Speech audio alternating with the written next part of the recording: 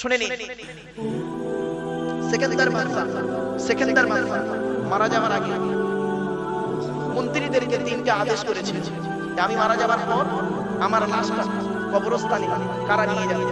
তখন মন্ত্রীরা বলল, স্যার আমরা নিয়ে যাবো। খবরদার তোমরা নিয়ে যাবে। বলে কে নিয়ে যাবে? আপনার পরিবার বর্গ। বলে তাও না।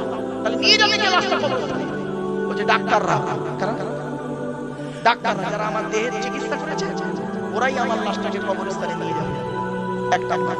দু নাম্বার, আমি মারা যাবার পর আমার মাটি দেওয়ার পর আমার সম্পদ সোনাদানা কিছুটা কবরের পাশে রেখে চলে আসবে। কয়েকদিন রাখার পরে তারপরে নিয়ে চলে আসবে। তিন নাম্বার, আমি মারা যাওয়ার পর আমার হাত দুটো কাফনের বাইরে করে দেবে। আমরা কি করি বাবা? কি করি? কাফনের ভিতরে দিয়ে মুড়ে দিই তো। উনি বললেন আমার হাত দুটো কাফনের বাইরে করে দেবে। জিজ্ঞাসা করা হলে একটু খুলে বলে কি বলতে চাইছেন আপনি? বলছে শোনো, আমার লাশটাকে কবরস্থানে ডাক্তাররা নিয়ে যাবে কেন জানো? মানুষের ধারণা হয় ডাক্তাররা জীবন দেয়, জীবন দেওয়া নেওয়ার মালিক ডাক্তার নয়, জীবন দেওয়া নেওয়ার মালিক কে? আল্লাহ। আল্লাযী খালাকাল মাউতা ওয়াল হায়াত। আল্লাহ পাক হায়াত মউতের মালিক। ডাক্তারদের ধারণা ডাক্তাররা এই জন্যই কাঁধে করে নিয়ে যাচ্ছে আমাকে।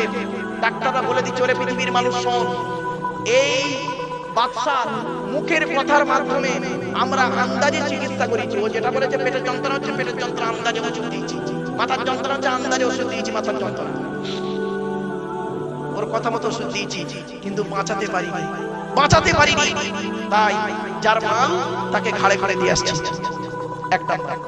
দু নাম্বার হলো যে কি বলেছিল, আমি মারা যাওয়ার পর আমার সোনা দানাগুলো কি করবে? কবরের পাশে রেখে দিয়ে আসতে। পৃথিবীর মানুষ যাতে খুঁজে যে এত বড় একটা বাদশা হয়ে পড়ে আছে, কবরে মাটির নিচে শুয়ে আছে, আর কবরের পাশে এতগুলো সোনা দানা টাকা পয়সা একটুও নেওয়ার ক্ষমতা নেই। কি বুঝছেন? ভাবেন, আমার ওয়াজ হলো ভাবতে হবে, বুঝতে হবে, চিন্তা করতে হবে, দেখবেন পরিবর্তন হবে ইনশাআল্লাহ। তিন নাম্বার বলেছিলেন, আমি মারা যাওয়ার পর আমার লাশটাকে কি করবে? হাত দুটো কাফনের ভিতরে করে দেবে, বাইরে করে দেবে। আমরা তো ভিতরে করে মুড়ে দিই, লাশকে বাইরে করে দেবে কেন? পৃথিবীর মানুষকে জানিয়ে যাচ্ছি, ওরে দুনিয়ার মানুষ শোন, এই দুই হাত দিয়ে আমি পৃথিবীতে অনেক কিছু উপার্জন করেছি, গাড়ি বাড়ি বিল্ডিং বানাখানা সবকিছু করেছিলাম এই দুই হাত দিয়ে। তোরা দেখ, তোরা হয়তো মনে করবি বাদশা সেকেন্দার আজকে সোনা দানা সব নিয়ে হাতে করে কাপড়ের ভিতরে করে নিয়ে কবরে যাচ্ছে। দেখ, দুটো খালি হাত নিয়ে মায়ের পেট থেকে এসেছিলাম, আজ দুটো খালি হাত নিয়ে চলে গেলাম। এই কথাগুলো শোনার পরে যদি আপনার অন্তরের ভিতরে যদি ধাক্কা দেয় যে জীবনটা পৃথিবীর কয়েকদিন মাত্র, কয়েকদিনের জীবন, এই জিন্দেগি কয়েকদিন, কেউ সাথে যাবে না, এইটুকু যদি আপনার মনের মধ্যে ধাক্কা লাগে, জানবেন আপনার অন্তরে ঈমান আছে। তাই আল্লাহ বললেন, মুমিনের পরিচয় হলো সেই যা সামনে আল্লাহর গজবের আলোচনা করা হবে তার অন্তরটা আল্লাহর ভয়ে কাঁপতে থাকবে। দুই নাম্বার কি মুমিনের পরিচয়? মুমিনকে চিনবেন কি দেখে? দুই নাম্বার পরিচয়, ওয়া ইযা তুলিয়াত আলাইহিম আয়াতুহু যাদাতুহুম ঈমানা। মুমিনের সামনে যখন আল্লাহর কোরআনের আলোচনা করা হবে, মুমিনের অন্তরটা, বিশ্বাসটা, ঈমানটা, আল্লাহর প্রতি ভালোবাসাটা বেড়ে যাবে।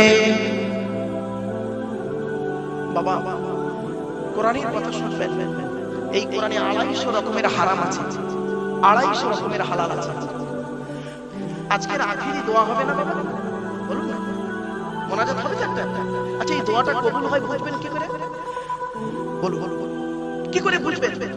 ওলি সাহেব দোয়া করছে, আল্লাহর দরবারে কবুল হবে, আপনারা কি করে বুঝবেন? শুনে নিন।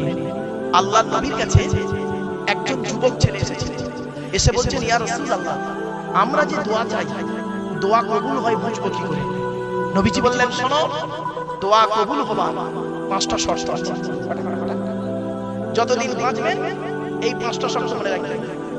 এই 5টা শর্ত যার মধ্যে থাকবে, চোখ বন্ধ করে বলবেন, ও তো আল্লাহ কবুল করবে। সে মাওলানা সাহেব, মুফতি সাহেব, পীর সাহেব, দরবেশ সাহেব, আমির সাহেব, মুফতি সাহেব, যে সাহেব হোক না কেন, দাড়িওয়ালা হোক, দাড়িওয়ালা হোক, টুপিওয়ালা হোক, আর টুপি ছাড়া হোক, ওসব দেখার দরকার নেই। এই 5টা শর্ত যার মধ্যে পাবে। কি নবীজি বললেন, যুবক দোয়া যখন চাইবে হালাল খাবার খেয়ে দোয়া চাইবে। হালাল খাবার খেয়ে দোয়া চাইলে ওই দোয়া আল্লাহর দরবারে কবুল হয়। হারাম খাবার খেয়ে মোনাজাতে উনি কাঁদছেন, চোখের পানি ফেলছে মোনাজাতে। বেটা, হারাম খাবার খেয়ে মোনাজাতে তুমি কাঁদছো, আর তুমি মনে করেছো তোমার দোয়া কবুল হবে, আল্লাহ করবে? হ্যাঁ, আপনি ভাবলেন কি করে? অসম্ভব। এজন্য দোয়া কবুল হওয়ার প্রথম শর্ত হলো হালাল খাবার। মা বোনদের বলে যাচ্ছি, মায়েরা বোনেরা, হালাল খাবার খান। স্বামীকে অন্তত এত কথা আপনি বলুন, প্রাণের স্বামী হারামের কোটিপতি হয়ে লাভ নেই, হালালের গরিবটাই ভালো। হারামের বিরিয়ানি ভাতের থেকে হালালের ডাল ভাত ভালো। মনে রাখবেন, এক হালাল খাবার খান। হালাল খাবার খেয়ে দোয়া চান, ওই দোয়া আল্লাহ কবুল করবে। হারাম খাবার খেয়ে যতই দোয়া চান না কেন, সে যেই সাহেব, মুফতি সাহেব, মুফতি সাহেব, মুফতি সাহেব, মুফতি সাহেব, ইমাম সাহেব, মুফতি সাহেব, যে সাহেব হবে, আমার কথা না। 2 নাম্বার, নবীজি বললেন, যুবক দোয়া যখন চাইবে আল্লাহর কাছে চাইবে, পৃথিবীর কোনো ব্যক্তি বস্তুর কাছে চাইবে না। 3 নাম্বার, যুবক দোয়া যখন চাইবে সকলের জন্য দোয়া চাইবে।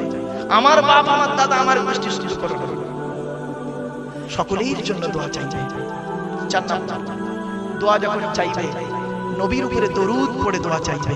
হাদিস, আল্লাহর নবী বলেছেন, ইন্নাদ দুআ মাওকুফুম বাইনাস সামাই ওয়াল আরদি লা ইয়াসআদু মিনহু শাইউন হাত্তা তুসাল্লি আলা নবিকা। এর বাংলা মানে হচ্ছে, আল্লাহ রাসূল বলছেন, তোমরা যে দোয়াটা চাও, ওই দোয়াটা আসমান আর জমিনের মধ্যবর্তী জায়গায় অবস্থান করে। ওই দোয়াটা উপরেও নিয়ে যেতে পারে না, নিচেও নামাতে পারে না, যতক্ষণ পর্যন্ত তোমরা নবীর উপরে দরুদ পাঠ না করে দোয়া চাও। এজন্য বাপেরা, মোনাজাত যখন করবেন, দরুদ শরীফ পড়ে মোনাজাত করলে ওই দোয়া আল্লাহর দরবারে কবুল হবে। কটা হলো বাবা? কটা? 4। আচ্ছা, অসুবিধা হচ্ছে আপনাদের বাবা? আর কয়েক মিনিট চিন্তা নেই বাবা, 20 মিনিট হলেই হয়ে যায়। চল। 5 নাম্বারটা খুব ইম্পর্টেন্ট। 5 নাম্বারটা এটা খুব জরুরি জিনিস, জেনে যান। নবীজি বললেন, দোয়া যখন চাইবে বিনয়ীর সঙ্গে দোয়া চাইবে। কি বললাম বাবা? একটু বলুন। বিনয়ীর সঙ্গে দোয়া চাইবে। দেখ, আমার হাতের দিকে তাকান, আমার হাতের দিকে তাকান আপনারা। অনেক বক্তাকে আমি দেখেছি, নাম বলছি না, অনেক বক্তাকে দেখেছি, আপনারাও দেখেছেন কি একটু বলবেন। ভদ্রলোক মোনাজাত যাচ্ছেন, হাতের দিকে তাকান, আমার হাতের দিকে দেখেন, মোনাজাত যাচ্ছেন। রব্বানা জালামনা আনফুসানা ওয়া ইন লাম তাগফির লানা ওয়া তারহামনা লানাকুনান্না মিনাল খাসিরিন লা তাকনাতু মির রাহমাতিল্লাহ ইন্নাল্লাহা ইয়াগফিরুয যুনুবা জামিআ ইন্নাহু হুয়াল গফুরুর রহিম ওয়া ফাবিল আমরি ইলাল্লাহ ইন্নাল্লাহা বাশীরুম বিল ইবাদ ফাল্লাহু খায়রুন হাফিজা ওয়া হুয়া আরহামুর রাহিমিন। ঠিক না বেটি? তেল মালিশ করছে, কাঁধ ভাঙছে, হাত মোচড়াচ্ছে, এমন করতেছে। দোয়া চাই। বাস্তবটাই বলছি বাবা, খারাপ ভাববেন না, খবরদার এইভাবে তো মোনাজাত করবেন না কেউ। আপনাকে কে বলেছে 1 ঘন্টা ধরে বেয়াদবের মতো মোনাজাত করতে? কে বলেছে আপনাকে 1 ঘন্টা ধরে বেয়াদবের মতো মোনাজাত করতে? 1 ঘন্টা ধরে বেয়াদবের মতো মোনাজাত করার থেকে আদবের সঙ্গে 2 মিনিট আন্তরিকতা নিয়ে মোনাজাতটাই যথেষ্ট। ঠিক না বেটি? চলো, ছোট্ট একটা উদাহরণ দিচ্ছি, এই উদাহরণটা বাড়িতে ভাববেন। বাপেরা, আমি খুব বিপদে পড়েছি, জানেন, খুব বিপদে পড়েছি। 1 লাখ টাকার দরকার এখনই। আপনারা কেউ দেবেন? আমি খুব বিপদে পড়েছি বাবা, 1 লাখ টাকার দরকার, কেউ আমাকে দেবে? আমি তো মাইকে এতগুলো লোকের সামনে বললাম, বিপদে পড়েছি বাবা। এই ছেলেটি আমাকে বলছে, হুজুর আপনি মাইকে এত লোকের কাছে চাইছেন কেন? আপনার পাশে মহাশয় বসে আছে, ওনার কাছে বলুন না 10 লক্ষ টাকা আমার ব্যাংকে আছে। তা আমাকে একজন বললো কানে কানে, কি মোবাইলে বলে দিল। এবার আপনারা বলুন, আমি 1 লক্ষ টাকা এনার কাছে ধার চাই, এমনি এমনি নয়, কি চাই? ধার চাই। ধার মানে পরে দিয়ে দিতে হবে, ধার চাই। বলুন আপনারা, আমার চাওয়ার অ্যাটিটিউডটা কেমন হবে? ধার চাইছি, ধার চাওয়ার অ্যাটিটিউডটা কেমন হবে? প্রথমে ওনার মুসাফা করবো, সালাম দিয়ে মুসাফা করবো, মুসাফা করে হাত দুটো ধরে বলবো, ভাই আমি খুব বিপদে পড়েছি, 1 লাখ টাকা আমাকে দেবেন, আমি কালকে সকালেই আপনাকে ফোন পেতে পাঠিয়ে দেবো। উনি মনে মনে ভাববেন এই চিঠি ভাই নাও দিতে পারে, ও টাল বাহানা করবে, টাল বাহানা, না আমার কাছে নেই, কি বলবো, এই সন্ধ্যাবেলা একজনকে 12 লাখ টাকা দিয়ে দিলাম, তার মানে নেই আমার কাছে। আমি কি করব? ওনার দুটো হাত ধরে অঝর নয়নে কান্নাকাটা করবো, কারণ টাকাটা আমার দায়, কান্নাকাটা। তখন ধরুন আপনাদের কমিটির একজন লোক এসে ওনাকে বলছে, হুজুর কি ভাবছেন, দিয়ে দিয়ে দিয়ে ওনার গাড়ির নাম্বারটা আমরা চিনি, ওনার বাড়িটাও চিনি, পালাবে না, দিয়ে দেন, দিয়ে দেবে বলছে তো কালকে। অনেক কান্নাকাটা করার পরে উনি আমার 1 লাখ টাকা ধার দেবেন, আমি কাজটা সেরে বাড়ি যাব। এই যে আমার দৃশ্যটা, এই যে চাওয়ার ভঙ্গিমাটা আমার আল্লাহ দেখে। আর জিবরাইল মিকাইল ইসরাফিলকে ডেকে বলে, জিবরাইল মিকাইল ইসরাফিল দেখতে আয়, দেখতে আয়, আমার বান্দা আব্দুল্লাহ কি মারুফের এই মুহূর্তে ওর 1 লাখ টাকার দাম দিয়েছি পরীক্ষা করার জন্য। দেখ একজনের কাছে 1 লাখ টাকা ধার চাইছে, ফিরি ফিরি ধার চাইছে, কিভাবে চাইছে, কিভাবে চাইছে, ওর হাত ধরে পা ধরে চোখের পানি ফেলে অন্যায় বিনয় করে 1 লাখ টাকা ধার ধার নিল, ফিরি ফিরি। আর আমি আল্লাহ বলা মালিকের মালিক আমার কাছে মোনাজাত করছে, দেখ হাত মোছাড়াচ্ছে, তেল মালিশ করছে, গাঁট ভাঙছে, দোয়াই কবুল করবো। বাবা কথাটা শুনতে হয়তো হাসি লাগলো, অতি বাস্তব কথা বলছি বাবা। মোনাজাত যখন করবেন আন্তরিকতা নিয়ে অন্তরের কথাগুলো একটু বলবেন। আর বক্তাদের উচিত এই মোনাজাত করতে করতে মাঝে অন্তত 2 মিনিট একটু মনে মনে মোনাজাত করা উচিত, ঠিক না বেটি? কথাটা শুনতে অসুবিধা হচ্ছে আপনাদের? ধরুন আমি মোনাজাত করছি, আমার যা যা প্রয়োজন আমি চিল্লে চিল্লে বলছি, আল্লাহ আমার এই করো তাই করো, আমাদের এই করো ও করো তুমি করো বলছি।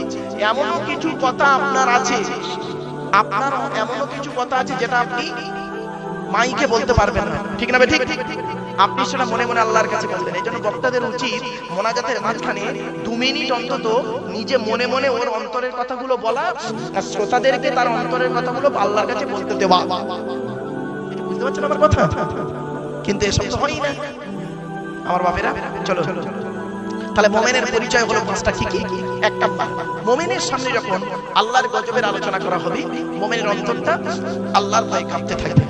2 নাম্বার, মোমেনের সামনে যখন কোরআন তেলাওয়াত করা হবে, মাসলা মাসাইলের আলোচনা হবে, আল্লাহর নবীর কথা বলা হবে, তখন মুমিনের অন্তরটা ভালোবাসাটা ঈমানটা আল্লাহর প্রতি বেড়ে যাবে। 3 নাম্বার মুমিনের পরিচয় শোনো। পৃথিবীর জমিনে মুমিন ব্যক্তি, আকাশের নিচে জমিনের উপরে মুমিন ব্যক্তি যারা হবে, সত্যিকারের মুমিন হবে, পৃথিবীর কোনো ব্যক্তি বস্তুর উপরে তারা ভরসা করবে না। কোনো কাজে পৃথিবীর কোনো ব্যক্তির উপরে ভরসা করবে না। ভরসা করবে কার উপরে? ওয়ালা রাব্বিহিম ইয়াতাওয়াক্কালুন। মুমিন ব্যক্তিরা ভরসা করবে একমাত্র প্রত্যেকটা কাজে আল্লাহর উপরে ভরসা করবে। জোরে জোরে এবার আপনারা আল্লাহর উপরে ভরসা করুন, আল্লাহ আপনাকে ঠিক রাস্তা বলে দেবে। 4 নাম্বার মুমিনের পরিচয়, আল্লাযীনা ইউকিমুনাস সালাত। মুমিনের 4 নাম্বার পরিচয় হলো মুমিন ব্যক্তি 5 ওয়াক্ত নামাজি হবে। এখন নামাজের ফরজ কটা তাও জানে না, ওযুর ফরজ কটা তাও জানে না, তায়াম্মুমের ফরজ কটা তাও জানে না, গোসলের ফরজ কটা তাও জানে না। বাপেরা আমি একটু বলে দিচ্ছি, শুনে নিন অন্তত। গোসলের ফরজ হলো 3টে। কটা? এই মা আপনারা শুনে নিন, গোসলের ফরজ 3টে। কি কি? 1 নাম্বার গড়গড়া সহ কুল্লি করা। 2 নাম্বার নাকের নরম গোস্ত পর্যন্ত পানি পৌঁছানো। 3 নাম্বার সারা শরীরটা ভালো করে ধৌত করা, এটা গোসলের ফরজ। তায়াম্মুমের ফরজ 3টে। কি কি? 1 নাম্বার নিয়ত করা, 2 নাম্বার মুখমণ্ডল মোছা করা, 3 নাম্বার হাত মোছা করা। ওযুর ফরজ 4টে। কি কি? 1 নাম্বার মুখমণ্ডল ধৌত করা। মুখমণ্ডল কতটুকু ধৌত করবেন দেখে নিন, শিখে নিন, বুঝে নিন, জেনে নিন। এই চুলের গোড়া থেকে নিয়ে থুতনি পর্যন্ত, এ কানের লতিকা থেকে নিয়ে অপর কানের লতিকা পর্যন্ত ভালো করে ধৌত করবেন। যদি একটা লোমের গোড়া শুকনো থাকে ওযু হবে না, ওই ওযুতে নামাজ পড়লে কবুল হবে না। অনেকে দেখবেন শীতকালে ওযু করে আর গরমকালে ওযু করে। গরমকালে ওযু করতে গেলে কল থেকে কল ছাড়তে চায় না, আর শীতকালে কলের ধারে যেতে চায় না। বাস্তব।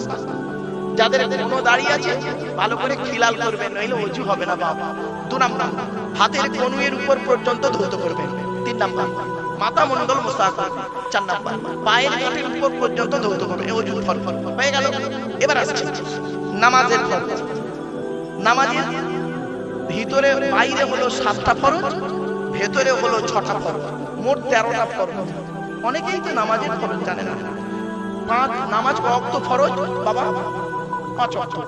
ফজরের নামাজ কয় রাকাত? 4 রাকাত। 2 রাকাত ফরজ, 2 রাকাত সুন্নাত।